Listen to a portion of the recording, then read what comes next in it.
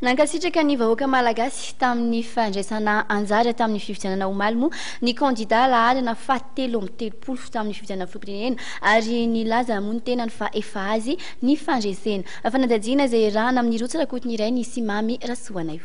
Nanantanteraka valan-dresaka ho an'ny mpanao gazety teny amin'ny birao fiasany teny Ambomiandra androany maraina ny kandidà laharana fahatelo amby telopolo. Nandritra izany nanambarany fa efa antanana ny fandresena ho azy sy ny ekipany ary efa nahazo valim-bokatra nahafapo avy amin'ireo faritra maromaro eto an-toerana ny tenany. Efa fantatra ho hiatrany ny tenany ny valim-bokatra farany ary miandry ny tatitra ofisialy avy any amin'ny senita sy ny CES sisa. Raha nanontaniana ny momba ny fahaterenisa amin'ny voka-pifidianana ny tenany dia nilaza fa tsy mitombina intsony izany fa efa azy ny fandresena. Ny fiverako azy efa mandresy mihitsy. Ny résultat final efa vita dia efa vitako.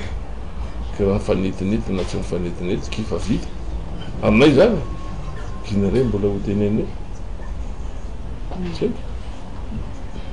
hoe rehefa avy eo angamba dia adin'ny juriste iny, adina avocat, adin'ny mitrazany na misy sanatrika misy tsy na anenay na ny azy tsy maintsy zay zao ny fandehana. Efa sanatria ihany ozy izy ianao ary sanatria ka tsy mbola vita le izy. Sarotra be le mpanao gazety misikotra hoe mbola mety ho tsy possible atsony. Raha manao zay izy dia be dia be indray ny zavatra mety hitranga. Zay izy. Ohatrany ahoana ka zavatra mety hitranga ohatrany ahoana? Mety ho hifandinika dodolo ny tsy fantany ny avy any ivelany na ny eto an-toerana sarotsarotra ihany fa tsy zay aloha dia miteny hoe aleo tony dia tony amin'ny fandraisana an'io fa tsy azoko tabaisana tao fa misy mitady arakoropanropana ny ambany tanàna ary ambony tanàna ary amin'izao kanefa ny tokony ho tony.